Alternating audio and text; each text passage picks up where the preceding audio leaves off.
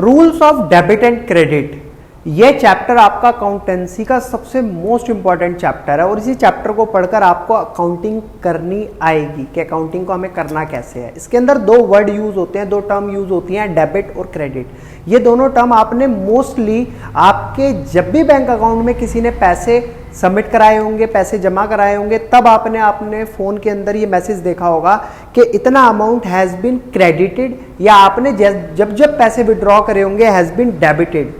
ये दो वर्ड आपने वहां पर देखे होंगे। तो आज की इस क्लास के अंदर हम इसी चैप्टर को स्टार्ट करने वाले हैं क्योंकि ये बहुत मोस्ट इंपॉर्टेंट चैप्टर है और ये आज से आपका हाथ पकड़ेगा। पूरी 11th पूरी 12th बीकॉम, एमबीए, बीबीए कुछ भी आप करेंगे वहां पर अगर अकाउंटिंग करने के लिए आएगी तो आपको इनको फॉलो करना पड़ेगा। इसकी खास बात बच्चों ये होती है, जो मेरे को सबसे बढ़िया लगती है, जो आपके लिए ये रूल है वही सेम मेरे लिए ये रूल है, यानी कि मैं भी इन्हीं रूल्स को फॉलो करके अकाउंटिंग करूंगा और आप भी इन्हीं रूल्स को फॉलो करके अकाउंटिंग करोगे। तो आइए इस इंटरेस्टिंग चैप्टर को करते हैं शुरू। तो बच्चों मेनली मैंने आपको बताया चैप्टर के अंदर हमें रूल्स पढ़ने हैं डेबिट और क्रेडिट। कब कब हमें डेबिट का यूज करना है, कब कब हमें क्रेडिट का यूज करना है, ये हमें कैसे पता लगेगा। तो इसके लिए आपको चैप्टर नंबर 2 जिसके अंदर आपको सारी बेसिक अकाउंटिंग टर्म पढ़ाई गई थी उनको ध्यान में रखते हुए, देखो इसमें कुछ चीजें समझने वाली हैं और कुछ चीजें लर्न करने वाली हैं। जब तक आप लर्न नहीं करोगे तब तक आप इसके जो न्यूमेरिकल्स हैं, जो क्वेश्चन है, जो इसमें क्लासीफाई करने के लिए पूछे जाएंगे उन्हें आप सॉल्व नहीं कर सकते हो। तो सबसे पहले मैं याद करने वाली चीजों को आपको बताऊंगा इसके अंदर। तो बच्चों डेबिट और क्रेडिट के जो रूल्स होते हैं, ये देखो पहले के टाइम में जो लोग यूज करा करते थे उसे कहा करते थे हम ट्रेडिशनल अप्रोच। पहले इससे रिलेटेड बात कर लेते हैं, फिर इससे रिलेटेड इससे एक क्वेश्चन करेंगे जो भी हमें प्रैक्टिकल प्रॉब्लम्स में क्वेश्चन गिवन है। बच्चों नॉर्मली इसको ट्रेडिशनल अप्रोच भी बोला जाता है और इसको इंग्लिश अप्रोच भी कहा जाता है, इसको प्यार से बुलाया जाता है। ट्रेडिशनल अप्रोच के अंदर 3 बातें आपको ध्यान रखने वाली है, एक है पर्सनल अकाउंट, एक है रियल अकाउंट और एक है नॉमिनल अकाउंट। इसे 3 पार्ट में डिवाइड करा गया है, यानी कि अकाउंटिंग की जितनी भी टर्म है, चाहे वो एसेट है, चाहे वो लायबिलिटी है, चाहे वो कैपिटल है, कुछ भी है, एक्सपेंस है, रेवेन्यू है, वो सब इन तीनों के अंदर क्लासिफाई करी गई हैं। तो सबसे पहले हम बात करेंगे बच्चों इसके अंदर पर्सनल अकाउंट की। तो पर्सनल अकाउंट सिंपल सा आपको कैसे ध्यान रखना है कि पर्सनल अकाउंट में क्या क्या चीजें आती हैं जो आप नाम से देख रहे हो, जैसे राम, मोहन, सोहन, गौरव, अखिल, कोई भी नाम अगर आपके सामने आ रहा है तो वो समझ लेना आप वो कौन सा अकाउंट के अंदर काउंट करा जाएगा, पर्सनल अकाउंट के अंदर। जस्ट लाइक इंडिविजुअल या कोई firm, Ram account limited, X limited, V limited, नाम आ गया तो वो किसके अंदर काउंट होगा, पर्सनल अकाउंट के अंदर। जैसे डेटर, अब देखो डेटर कौन होते हैं, ये आपने सेकंड चैप्टर के अंदर पढ़ा था, मैंने आपको पढ़ाया था। डेटर वो होते हैं जिनसे हमें पैसा लेना होता है, जिनसे हमें पैसा लेना होता है। अब पैसा किससे लेना है, किसी न किसी व्यक्ति से पैसा लेना होगा, तो वो व्यक्ति का कोई ना कोई नाम भी रहा होगा, तो इसीलिए डेटर क्या बन गया, हमारा एक पर्सनल अकाउंट का पार्ट बन गया। ऐसे ही सेम आते हैं क्रेडिटर। बच्चों क्रेडिटर यानी कि किसी को पैसा देना है, किसी से हमने उधार लिया था, अब हम उसे पैसा देंगे, तो जिसको पैसा देंगे ऑब्वियसली वो कोई ना कोई एक इंसान होगा, यानी कि उसका कोई नाम होगा, और नाम है तो किसके अंदर आएगा, पर्सनल अकाउंट के अंदर। ठीक है, तो जो पर्सनल अकाउंट होते हैं उसके अंदर सिर्फ नाम वाले अकाउंट आपके आते हैं, कोई भी नाम आपके सामने हो सकता है। बैंक अकाउंट भी अगर आप ओपन करवा रहे हो ना तो वो भी एक नाम से होगा, चाहे वो कंपनी के नाम से हो या किसी इंसान के नाम से हो। तो क्लियर है मेरा पॉइंट। पर्सनल अकाउंट में सारी नाम वाले अकाउंटों को हम काउंट करते हैं। बात आती है रियल अकाउंट की। सर ये होती है मोस्टली एसेट, इसके अंदर काउंट करी जाती है। जितनी भी एसेट है, चाहे वो टेंजिबल हो चाहे वो इंटेंजिबल एसेट हो, सारी एसेट रियल अकाउंट के अंदर आएंगी। अब एसेट क्या क्या होती है, land, building, furniture, car, motor vehicle, ये सब क्या है, एसेट है, और वो हम रियल अकाउंट के अंदर देखते हैं। जैसे कि एसेट, लैंड, बिल्डिंग, ये एग्जांपल के तौर पे मैंने लिखा हुआ है, ये सब हमारे रियल अकाउंट के पार्ट हो गए। तो क्लियर है मेरा पॉइंट। पहले वाला क्या हुआ, जो हमारे नाम से रिलेटेड अकाउंट होंगे वो सब पर्सनल अकाउंट हो गए।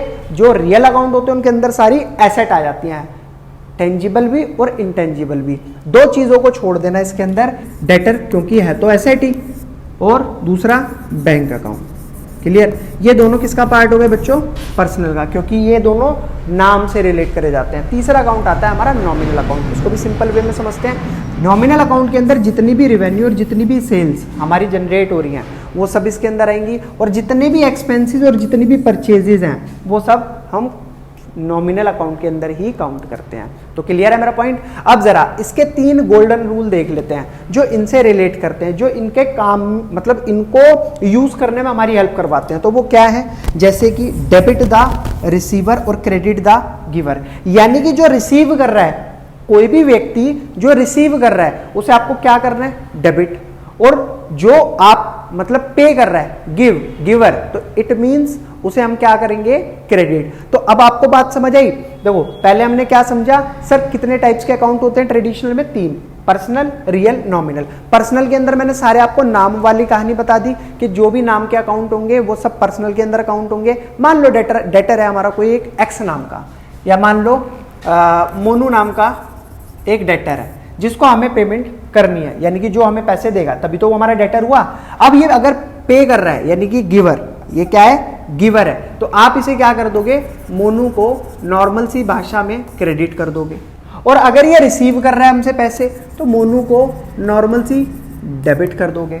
तो ये गोल्डन रूल आपको जब मैं धीरे धीरे सवालों पर आऊंगा ना तब आपको समझ आते चले जाएंगे, बट अभी इस तरीके से ध्यान रखो।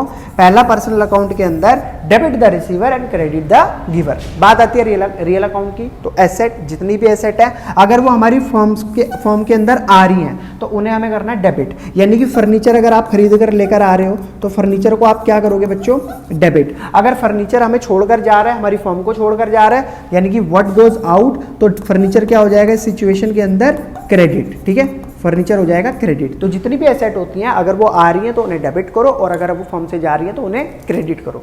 लास्ट आता है नॉमिनल। मैंने सिंपल 2 पार्ट में इसके बताया आपको, एक्सपेंसेस भी इसके अंदर आते हैं, इनकम भी इसके अंदर आती है। तो बच्चों जितने भी एक्सपेंसेस और लॉसेज होते हैं हमें क्या करने होते हैं, वो डेबिट, और जितनी भी इनकम और गेन होते हैं, जितने भी प्रॉफिट होते हैं वो हमें करने होते हैं क्रेडिट। तो सिंपल सी भाषा में मैंने आपको ट्रेडिशनल अप्रोच समझाया। देखो हालांकि आपको करनी नहीं है, एग्जाम में जो भी आपसे बातें पूछी जाएंगी वो मॉडर्न अप्रोच की बातें होंगी, बट पता होनी जरूरी है, क्योंकि 1 से 2 नंबर का इससे रिलेटेड भी आपके पास क्वेश्चन आएगा। देखो यूज आप मॉडर्न अप्रोच को ही करना, क्योंकि वो थोड़ी सी इजी भी होती है, ये थोड़ी कॉम्प्लिकेटेड लगती है। अब आपको पता होगा जब भी वो 1-2 नंबर का क्वेश्चन आप करके आओगे, अदरवाइज आप छोड़कर आ जाओगे। तो इसीलिए पढ़नी जरूरी है, चाहे आप मॉडर्न अप्रोच अप्लाई करो, लेकिन ट्रेडिशनल के बारे में भी पता होना चाहिए। बात आती है बच्चों अब मॉडर्न अप्रोच की, लेकिन मैं अभी इसको आपको पढ़ाऊंगा नहीं, सीधा जो हमने अभी पढ़ा है उसको पहले हम अप्लाई करेंगे क्वेश्चंस के अंदर। तो एक क्वेश्चन निकाल लेते हैं सिंपल सा, और उसके अंदर इस क्वेश्चन को देखते हैं अप्लाई करके। क्वेश्चन के अंदर देखो इन्होंने बोला है following accounts are being maintain in the book of Shri Ashok की किताब में हमें क्लासिफाई करना है कि सर जो डिटेल्स गिवन है कौन सी पर्सनल अकाउंट की का पार्ट है, कौन सा रियल अकाउंट का पार्ट है और कौन सा नॉमिनल अकाउंट का पार्ट है। तो सिंपल 3 जो मैंने अभी आपको ट्रेडिशनल अप्रोच में पढ़ाया उसके अंदर हमें इसको क्लासिफाई करके लिखना है। तो मैं सबसे पहले लिख देता हूं सर पर्सनल अकाउंट, यहां आ जाएगा सर रियल अकाउंट। बहुत सिंपल है बच्चों, बहुत सिंपल। बस अब आप देखते जाना जैसे जैसे मैंने चीजें बताई हैं, लॉजिकली अब हमको अप्लाई करेंगे। ठीक है, तो अब सर सबसे पहला ये नहीं, ये ले लेते हैं। सबसे पहला हमारे सामने आया लैंड एंड बिल्डिंग। अब लैंड एंड बिल्डिंग आपने सेकंड चैप्टर के अंदर पढ़ा था, क्या होती है, एक एसेट होती है, और एसेट हमारा किसका पार्ट पढ़ा है हमने, सर रियल अकाउंट का पार्ट है। तो लैंड एंड बिल्डिंग सर ये हो गया हमारा रियल अकाउंट का पार्ट। नेक्स्ट पॉइंट आता है बच्चों एक्साइज ड्यूटी। एक्साइज ड्यूटी क्योंकि एक एक्सपेंस है, खर्चा है, और एक्सपेंसेस मैंने सब किसके अंदर बताए थे, नॉमिनल अकाउंट के अंदर। तो आप इसके अंदर लिखोगे एक्साइज ड्यूटी।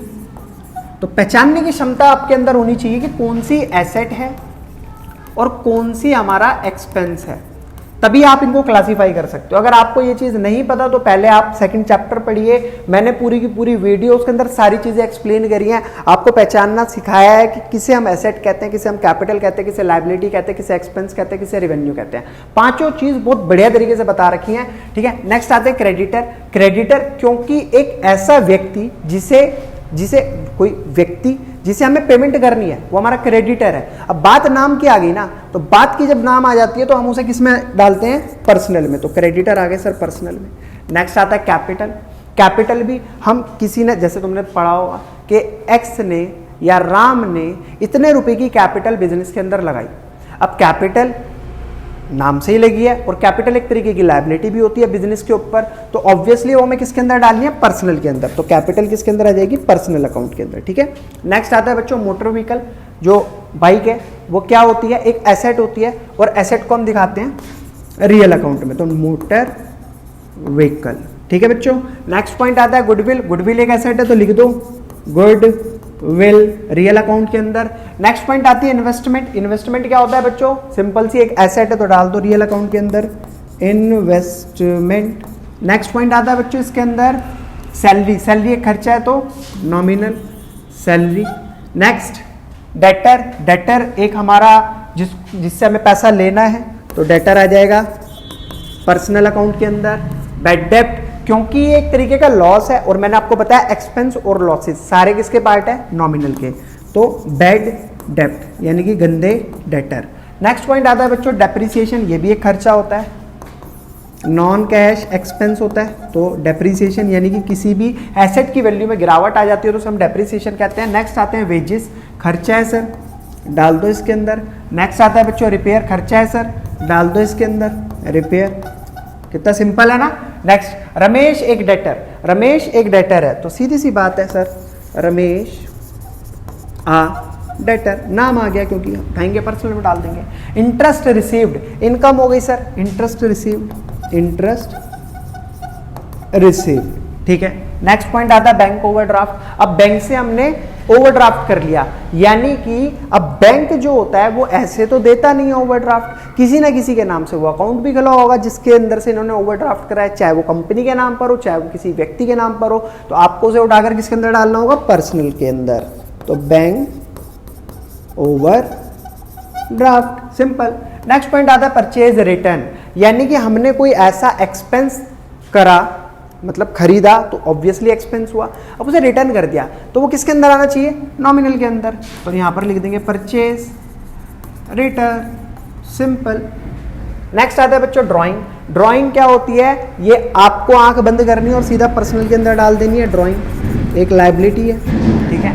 नेक्स्ट आता है फ्रेट, एक ऐसा भाड़ा, किराया भाड़ा, यानी कि जो आपने माल बेचा या खरीदा उस वक्त किसको दिया होगा, जो उसको लेकर आया होगा, ठीक है। तो हमें किसके अंदर दिखाना है, वो खर्चा है सर, वो आ गया नॉमिनल के अंदर। नेक्स्ट पॉइंट आता है रिटर्न इनवर्ड, यानी कि हमारा बिका हुआ माल हमें वापस मिल रहा है, हमारा बिका हुआ माल जो व्यक्ति है वो हमें वापस लेकर आ रहा है। तो जो हमने बेचा था तो हमारे पास क्या आया था, रेवेन्यू, अब वो क्या है, वापस देकर जा रहा है सामान को, तो अब हम उसे पेमेंट रिटर्न करनी पड़ेगी। तो किसका पार्ट हो गया, रिटर्न इनवर्ड पार्ट हो गया नॉमिनल अकाउंट का। थोड़ा सा दिमाग लगाने की जरूरत है, थोड़ा थोड़ा अगर आप दिमाग लगाकर सोचेंगे तो 100% ये आपको समझ भी आएंगे, पर समझने से पहले आपको कुछ चीजें याद करनी है, जैसे कि मैंने आपको बताया था कि पर्सनल की क्या क्या बातें होती है जो पर्सनल में लाने पर, मतलब उस पॉइंट को हमें पर्सनल में डालना है। रियल की कौन कौन सी ऐसी खास चीजें जिसकी वजह से जो भी हमारे एसेट्स हैं वो रियल के अंदर आती है, और नॉमिनल की भी सेम कहानी होती है। तो बच्चों ये था हमारा question number first. I hope आपको बढ़िया तरीके से समझ आया होगा। वाकई समझ आया तो प्लीज बच्चों वीडियो को लाइक जरूर करते रहिएगा। चलते हैं नेक्स्ट टॉपिक की तरफ, क्योंकि भाई मैंने ट्रेडिशनल वाला तो तुम्हें बता दिया, अब सीधा आता हूं मैं मॉडर्न अप्रोच पर। इससे पहले एक छोटी सी बात आपकी रह गई है जो आपको ध्यान रखनी है। देखो अभी वो मैंने इसलिए नहीं बताई थी क्योंकि एक साथ में सारी चीजें बताऊंगा फिर क्वेश्चन पर लेकर आऊंगा तो सब खिचड़ी पक जाएगी, तो थोड़ी थोड़ी चीजें समझते हैं और क्वेश्चन के अंदर अप्लाई करते हैं। अब मोस्ट इंपॉर्टेंट बात यह है, देखो आपने बचपन में प्रीफिक्स और सफिक्स के बारे में तो सुना ही होगा, यानी कि जो नाम से पहले और जो नाम के बाद लगते हैं। प्रीफिक्स होते हैं नाम से पहले लगने वाले और सफिक्स होते हैं नाम के बाद लगने वाले। अगर ऐसा कोई प्रीफिक्स और सफिक्स है just like outstanding, prepaid, accrued is added to nominal account then it become personal account, ठीक है। अगर वो नॉमिनल अकाउंट का कोई भी पार्ट जिसके आगे हमारा प्रीफिक्स और सफिक्स लग रहा है वो ऑटोमेटिकली उठकर पर्सनल अकाउंट में चला जाएगा। अब नॉमिनल में सर हमने क्या क्या चीजें देखी थी, अभी देखो मैंने क्लासीफाई कराया था ना नॉमिनल के अंदर। मान लो मैंने सैलरी उठा ली, मैंने सैलरी नॉर्मल सैलरी लिखी है तो किस में आएगी, नॉमिनल में। नॉर्मली सैलरी लिखी है तो किस में आएगी, नॉमिनल में। बट इसके आगे मैंने अगर एक प्रीफिक्स लगा दिया आउटस्टैंडिंग सैलरी, क्या लगा दिया, आउटस्टैंडिंग सैलरी, अब वो उठकर सीधा जाएगी पर्सनल अकाउंट में। तो इस पॉइंट का खास तौर पे आपको ध्यान रखना है। अगर मैं स्टार्टिंग में बता देता तो आपको समझ नहीं आती शायद, बट अभी आपको क्लियर हो गया ना। अगर कोई भी नॉमिनल का पार्ट के आगे प्रीफिक्स लगता है तो वो सिंपल उठाकर पर्सनल अकाउंट के अंदर डाल दो, सिंपल, इससे ज्यादा कुछ नहीं करना। अगर सफिक्स लगता है यानी कि सैलरी, या नहीं इसके आगे तो नहीं लगेगा सफिक्स। अभी देखते हैं और कौन सा पॉइंट था, प्रीफिक्स तो हो गया और था सर सफिक्स। सफिक्स में हमने यहाँ पर उठाया आउटस्टैंडिंग तो हो गया, एक्रूड इनकम, एक्रूड इनकम होता है ना, हाँ एक्रूड इनकम। अगर इनकम हमने पहले से ही कमा रखी है, एक्रूड इनकम है यानी कमा लिया मिली नहीं है, तो उठाओ किसका पार्ट है इनकम, हमारा नॉमिनल का पार्ट है, उठाकर पर्सनल में डाल दो, सिंपल सी चीज है। तो ये कुछ पॉइंट्स आपको ध्यान रखने हैं। जैसे सैलरी नॉमिनल का पार्ट था, आउटस्टैंडिंग सैलरी सीधा किस में चली जाएगी, पर्सनल में। अभी समझाया मैंने आपको। अब चलते हैं अपने सेकंड टॉपिक की तरफ, जिसका नाम है मॉडर्न अप्रोच, जो आज के टाइम हम यूज कर रहे हैं। और आप जो किताब के अंदर जैसे जैसे चैप्टर कंप्लीट होते जाएंगे उनमें भी आप इसी को ही यूज करने वाले हैं। तो बच्चों मॉडर्न अप्रोच और थोड़ा सा फोकस के साथ समझना, हालांकि ये उसके मुकाबले काफी सिंपल है। मॉडर्न अप्रोच के अंदर क्लासिफिकेशन 5 पार्ट में होती है। पहले एसेट, लायबिलिटी, कैपिटल। यहां तक तो तुमने अकाउंटिंग इक्वेशन के अंदर भी पढ़ा था। फिर आते हैं सर इसमें कुछ रेवेन्यू जस्ट लाइक जो भी हमारे पास इनकम वगैरह आ रही है, ठीक है, या कोई गेन हो रहा है, किसी तरीके का प्रॉफिट हो रहा है, वो रेवेन्यू का पार्ट है। और एक्सपेंस तो एक्सपेंसेस होते ही हैं जो खर्चों में काउंट होते हैं, जो भी हम पे कर रहे हैं, कोई लॉस वगैरह हो रहा है, ठीक है, वो सब एक्सपेंसेस में आ गया। अब सर ये काम कैसे करते हैं, इसके डेबिट क्रेडिट कैसे काम करते हैं। देखो जब कोई एसेट के तौर पे मान लो फर्नीचर ले लो, यार क्या ले लिया हमने सर, फर्नीचर ले लिया। एसेट होती है सिंपल सी चीज। अगर एसेट बढ़ रही है तो वो होगी डेबिट, और एसेट घट रही है तो होगी क्रेडिट। सिंपल। आपको क्या ध्यान रखना है, एसेट अगर बढ़ी, फर्नीचर फॉर्म के अंदर आया तो आपको उसे करना है डेबिट, और अगर घटी तो क्या आया, क्रेडिट। तो क्या करना होगा, क्रेडिट। अभी आपको ये जो पॉइंट्स मैं यहां पर बता रहा हूं, ये पहले आपको लर्न करने पड़ेंगे, ध्यान रखने पड़ेंगे। लर्न करने के लिए इतना कोई ज्यादा बड़ी चीज नहीं है, छोटी सी बात है। सर एसेट बढ़ी तो डेबिट, घटी तो क्रेडिट। इसी तरीके से सेम इसी का ही जो भाई होता है वो होता है ये एक्सपेंस वाला पार्ट, यानी कि एसेट और एक्सपेंस दोनों आपस में भाई भाई हैं, दोनों एक ही रूल पर काम करते हैं। सर बढ़ेंगे तो डेबिट, देखो ऊपर की तरफ एरो आ रहा है, और एक्सपेंस में भी देखो एक्सपेंस होगा तो डेबिट करना पड़ेगा आपको। क्लियर मेरा पॉइंट। अगर एसेट घटेगी तो आपको क्या करनी होगी, क्रेडिट, और सेम इसी तरीके से एक्सपेंस भी अगर होगा तो क्या करना पड़ेगा, क्रेडिट। यानी कि आपको ये दोनों का रूल सेम ध्यान में रखना है। ये दोनों भाई भाई, बीच के ये जो तीनों हैं, ये तीनों दोस्त ये आपस में भाई भाई हैं। Just like liability, capital, revenue. Liability, capital, revenue. Liability अगर हम पे करते हैं तो वो क्या हो रही है, डेबिट। हम पे कर रहे हैं तो इसका मतलब लायबिलिटी घट रही है। मुझे राम के 100 रुपए देने थे जो कि मैंने दे दिए। अब जैसे ही मैंने वो पेमेंट करी तो मेरी लायबिलिटी क्या हो गई, कम हो गई, तो इसलिए मैं क्या करूंगा, डेबिट।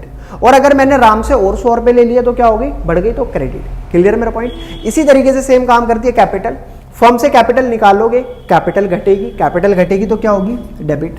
कैपिटल और डालोगे, पैसा और डालोगे फर्म के अंदर तो क्या होगी, क्रेडिट। यानी कि बढ़ने पर क्रेडिट, घटने पर डेबिट। Same revenue.